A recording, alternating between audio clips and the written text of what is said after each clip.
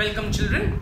Now in the previous video we have seen the laws pertaining to exponents. We also saw some questions how to simplify. Now here we have some more examples with us. We have to find the value of 27 upon 125 whole to the power minus 2 by 3. Now let's see how we are going to solve this. Because the power is negative, so first thing is we change it to a positive power. And how do we do that?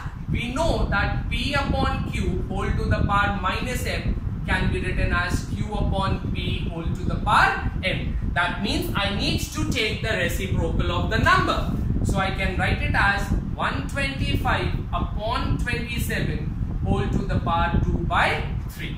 Now 125, if I find its prime factors, I will get 5, 25, 5, 5 and 5, 1. So I get 5 cube upon 27, the prime factors of 27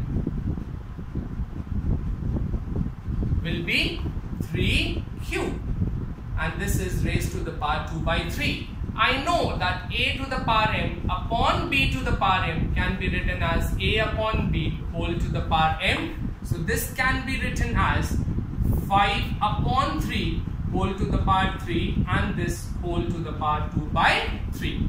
Now we know that a to the power m whole to the power n is equal to a to the power m into n. So I can write it as 5 upon 3 whole to the power 3 into 2 by 3. 3 and 3 gets divided. I get 5 upon 3 whole square. This can be written as 5 square upon 3 square, which is 25 upon 9, and that is the answer. So that means 27 to the power 125, 27 upon 125 whole to the power minus 2 by 3 will give us the answer as 25 upon 9. Now let us see the second question that is written here. It says simplify and express the result with positive index. Positive index means that the exponent, the power should be positive. It should not be negative. So first of all, we follow BODMAS. So we open the brackets. I can write this as 9 to the power minus 2 into 3 to the power 5 into 5 to the power. The powers will be multiplied and it becomes minus 6. 3 to the power minus 12 into 5 to the power 4. Now here 3 and 5 are the prime factors, but 9 is not. So I can express 9 as 3 square whole to the power minus 2 into 3 to the power 5 into 5 to the power minus 6 upon 3 to the power minus 12 into 5 to the power 4. When I open this bracket, the powers will be multiplied. So I get 2 into minus 2 as minus 4 into 3 to the power 5 into 5 to the power minus 6 upon 3 to the power minus 12 into 5 to the power 4. In the numerator, the bases are the same, so the powers will be added. I get minus 4 plus 5 into 5 to the power minus 6 upon 3 to the power minus 12 into 5 to the power 4. I get 3 to the power 1 into 5 to the power minus 6 upon 3 to the power minus 12 into 5 to the power 4. Now the bases are same, but there is a division sign, so it will become 3 to the power 1 minus 12 into 5 to the power minus 6 minus 4. This gives me 3 to the power 1 plus 12 into 5 to the power minus 10, 3 to the power 13 into 5 to the power minus 10. Now since a to the power minus m can be written as 1 upon a to the power n, because 5 has a negative power, so I can write it as 3 to the power 13 upon 5 to the power 10, and that will be the answer. So in this case here, both the numbers 3 and 5, they have a positive index. So that is how we solve. Now let us see few more examples. Let us see a question on how to prove certain questions, certain identities using the laws of exponents.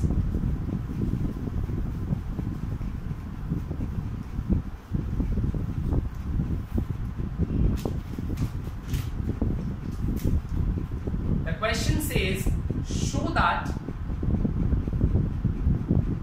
x to the power a upon x to the power b whole to the power a square plus ab plus b square into x to the power b upon x to the power c whole to the power b square plus bc plus c square into x to the power c upon x to the power a whole to the power c square plus ac plus a square.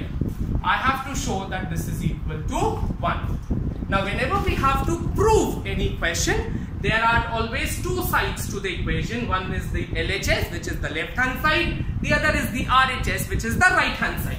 I take the left hand side to solve. So first of all, I copy what's written on the left hand side.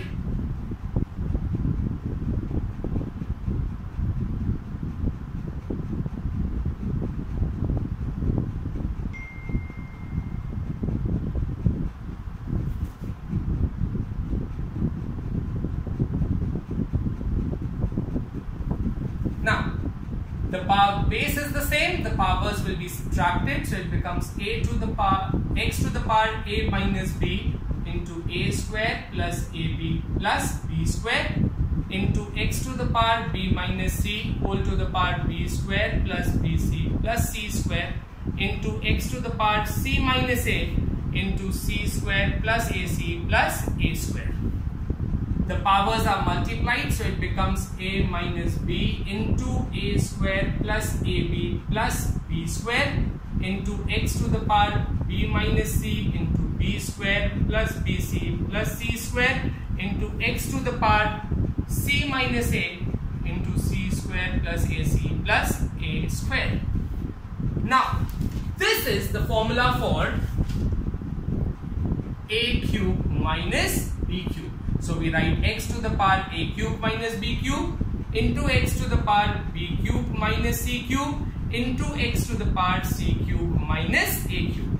The bases are the same, so the powers will be added and I get x to the power a cube minus b cube plus b cube minus c cube plus c cube minus a cube. A cube subtracts a cube, b cube subtracts b cube and c cube subtracts c cube. I get x to the power 0. Any number to the power 0, the power answer is 1 provided the number is not 0. So therefore x to the power 0 gives me 1, which is equal to the right hand side, hence proved.